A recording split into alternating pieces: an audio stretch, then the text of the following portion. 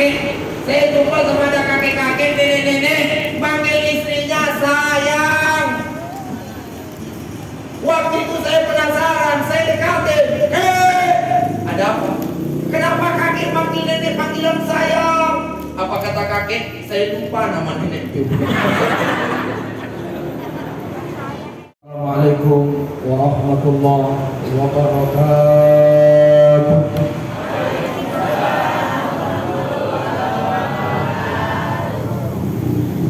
Alhamdulillahilladzi faddala bani Adam bil ilmi wal amal.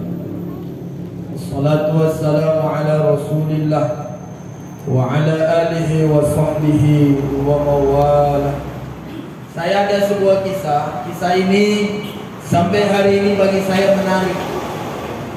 Bahwa dikisahkan ada seorang pendosa, orang yang jarang sholat, jarang ke masjid, jarang ikut majelis taklim, jarang berbuat kebaikan. Pokoknya tiap hari kerjaan dia kalau nggak ngomongin orang, dia ngomongin orang. Sampai suatu ketika dia bertetangga rupanya dengan seorang ulama besar. Ulama ini bermimpi bahwa tetangganya yang mohon maaf, yang begajul, yang gak pernah baik ini dengan orang, rupanya dalam mimpi itu ulama ini bermimpi ini tetangganya yang jarang sholat tiba-tiba masuk ke dalam surga. Lalu ulama ini dalam mimpi menceritakan, dia bertanya, apa amalan ini orang, kenapa bertahun-tahun bertetangga gak pernah jadi orang benar, tiba-tiba Allah masukkan ke dalam surga. Lalu apa dikatakan di dalam mimpi itu?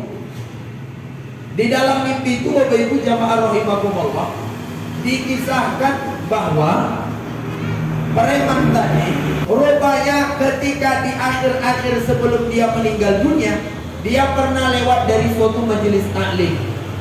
Malam-malam balik dari mabuk, lewat dari majelis taklim. Saat lewat dari majelis taklim, dia dengar ada seorang ulama hadis menerangkan tentang sholawat. Ulama ini mengatakan, man shalla 'alan nabi wa rufi'a sautahu. Siapa orang yang bersolawat kepada Nabi lalu dia angkat suaranya, kecuali Allah akan mengampunkan dosanya. Si pendosa ini merasa bahwa hidupnya selama ini sia-sia. Dia menganggap hidupnya gak ada artinya. Dia beranggapan bahwa dia sudah menyia-nyiakan masa hidupnya di atas dunia. Akhirnya Bapak Ibu, ketika dia dengarkan ulama itu menjelaskan hadis Nabi, maka pemakai pendosa ini mendekat ke tempat itu. Setelah itu apa yang dia lakukan? Dia pun membaca sholawat dengan sekuat-kuatnya. Tak kala selesai sholawatan malam itu, dia balik. Di tengah jalan meninggal. Apa hikmahnya? Bapak Ibu jamaah rahimakumullah, saya nanya kepada guru saya beberapa hari yang lalu, apa amalan penduduk bumi yang paling populer? Amalan penduduk bumi yang paling populer adalah membaca sholawat. Ibu-ibu, kalau pengen punya anak yang baik, bacain sholawat di kepalanya. Ibu yang punya jualan, pengen jualan laris, bacain sholawat. Gak usah pergi ke dukun. Ya Nabi, ya kuatlah, alaika ya Rasul, alaika ya Habib, salam alaika, salawat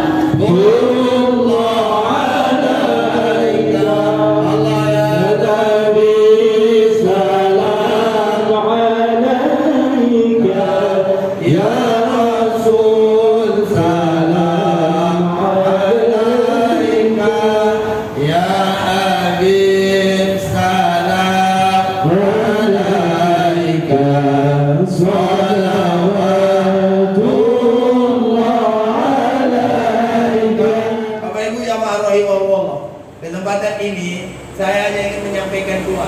Sebenarnya nggak dua, waktu yang nggak cukup.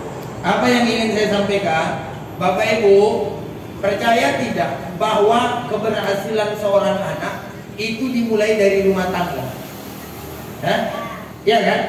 Semua anak-anak hebat itu terlihat dari rumah tangga yang memang sakinah mawaddah warahmah. Belakangan ini yang paling banyak terjadi di mana-mana, mohon maaf lahir batin, keharmonisan rumah tangga yang semakin menghilang. Nah, yang menarik ini mohon maaf, yang menarik bapak-bapak, yang menarik adalah orang kalau nggak halal berani mesra-mesraan. Kenapa zaman sekarang banyak yang halal, yang sudah suami istri, kok nggak berani mesra-mesraan gitu? Halo? Isim dengan isim ini beda. Ya Bapak Ibu? Ya kan? Kenapa harus malu suami sendiri kok? Kenapa harus malu istri sendiri? Ibu-ibu, saya mau nanya serius. Jawab yang serius. Di siapa di sini ibu-ibu yang sebelum berangkat tadi, berangkat kemari, menyalak tangan suaminya? Tunjuk tangan. Tengok Pak, tak ada satu bu. Pokoknya main berangkat aja dia. Apa? Permisi aja. Permisi bang. Aku dia.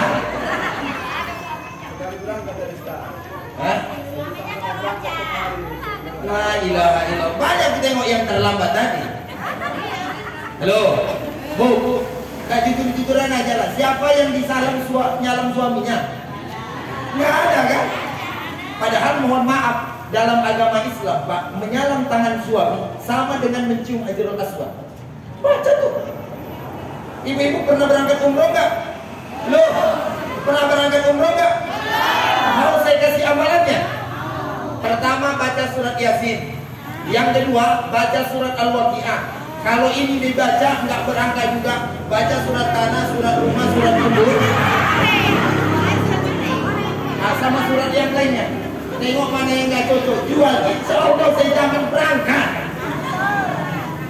Kenapa sih ibu zaman sekarang mau berangkat kemana-mana nggak mau mencium tangan suaminya? Padahal pahala loh. Kalau ngasih uang,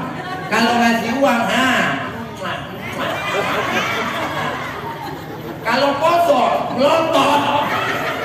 Ya Allah bang, kau kalilah bang. Nggak ada bawa uang kata dia. Makanya banyak bapak-bapak sekarang wajahnya tertekan. Jangan tengok yang di depan nih. Di tempat lain cerita saya. Masa iya kalah sama ada kakek-kakek? Saya jumpa sama ada kakek-kakek, nenek-nenek panggil istrinya sayang. Waktu itu saya penasaran, saya dekatin. Ada apa? Kenapa kakek panggil nenek panggilan sayang? Apa kata kakek? Saya lupa nama nenek itu. Saya ada kisah, saya baca bahwa suatu ketika Nabi balik malam-malam, toko pintu. Assalamualaikum. Aisyah dari dalam rumah itu jawab, Waalaikumsalam. Setelah itu Aisyah langsung sembunyi ke belakang pintu. Sembunyi. Nabi masuk. Saat Nabi masuk, Nabi nanya, di mana istriku? Aina sausati? Istriku di mana? Ayam bebku mana? Kata Nabi. Aisyah sembunyi di belakang pintu. Saat Nabi masuk ke dalam, mencari kanan dan kiri, Aisyah keluar. Lalu berjalan pelan-pelan. Setelah itu Aisyah menutup mata Nabi. Lalu Nabi berbalik. Lalu Nabi lihat, wahai istriku, engkau pandai bercanda. Lalu apa yang dilakukan Nabi? Nabi mengecup kening istrinya. Sekarang saya mau nanya, romantis nggak Nabi? Romantis tidak? Makanya ibu-ibu, bu, Nabi balik ke rumah, bu, Nabi, balik ke rumah, sudah masuk ke rumah, suami ibu pulang, Assalamualaikum. Ibu jawab apa? Ibu langsung ke belakang pintu. Suami ibu masuk. Ditengok, loh, istriku mana? Istriku mana? Ibu dari belakang pintu cepat keluar. Jalan pelan-pelan, tutup mata suami. Suami kaget pegang tangan banting. Dikirain maling. Karena nggak pernah macam begitu. Karena itu Bapak Ibu jamaah rahimakumullah, untuk memulainya, ya, memulai keberkahan untuk anak-anak kita, saya harapkan kepada Bapak Ibu, mulailah dari rumah tangga. Karena itu Bapak Ibu jamaah rahimakumullah, anak kita ajarkan dimulai dari rumah tangga. Makanya betul kata Nabi kan, baiti jannati. Ya Pak, Bapak Ibu yang pernah berangkat umroh, itu Raudhah, ya, antara mimbar dan Raudhah itu kan rumah Nabi.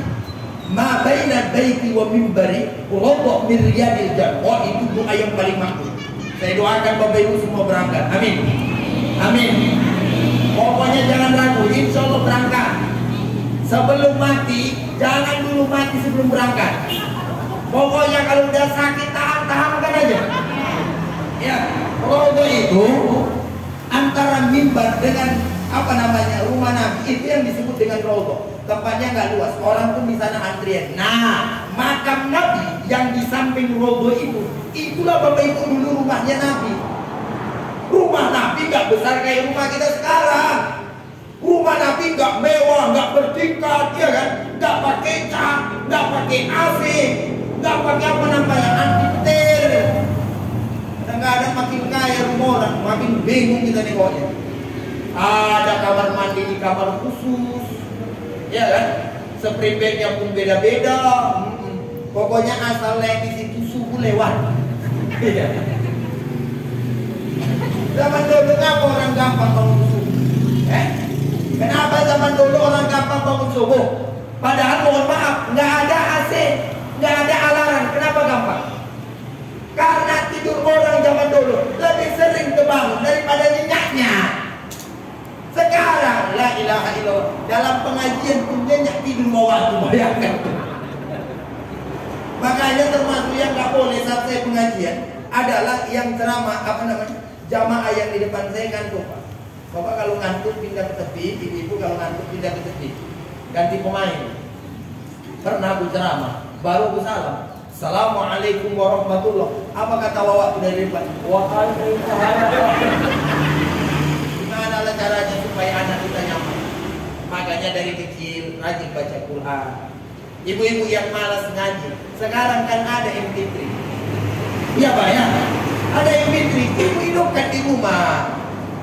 Ini tidak pula, bukan MP3 ngaji hidupkan. Pemusiknya rumah, cuma India. Cori-cori, cuke-cuke. Ngerti nenek artinya? Enggak lah deh. Apa nenek dengarkan? Enak aja kurasa rumah bongaknya luar biasa. Al-Quran, walaupun kita nggak ngerti artinya, setiap guru mendengarkannya pahala. Makanya kalau ada orang berbunyi mie di masjid, kedengaran suara, dibilangnya bid'ah, bagus. Siapa untungnya itu? Karena ada orang bilang ngaji sebelum sholat bid'ah apa? Misal innallaha wa malaikatahu yusholluna 'alan nabi, bid'ah katanya. Semua bid'ah. Mukul kayak gitu Pak, di Pekanbaru bid'ah juga. Makanya masjid terbid'ah di Cikampek termasuk ini nih, nah itu nggak Tuhan. Padahal itu bukan agama, itu budaya. Zaman dulu orang waktu zaman Wali Songo ngajak masuk ngajak sholat, nggak ada caranya. Waktu itu mikrofon nggak ada. Lalu apa yang dilakukan Wali Songo? Dibuatlah beduk, dikubur. Zaman dulu itu di atas kedengaran semua sekampung. Rumah orang zaman dulu rapat-rapat. Kedengaran semua orang datang, orang menunjukkan waktu sholat mulai. Itu namanya budaya, nggak bertentangan dengan agama. Sekarang ini zamannya memang luar biasa. Semua nak salah. Pengajian kayak gini ada nggak di zaman nanti kira-kira? Tabligh akbar siang-siang depan masjid ada nggak? Mengundang ustaz nggak jelas siapa gitu ada nggak? Mana ada? Jangankan itu Bu, lipstick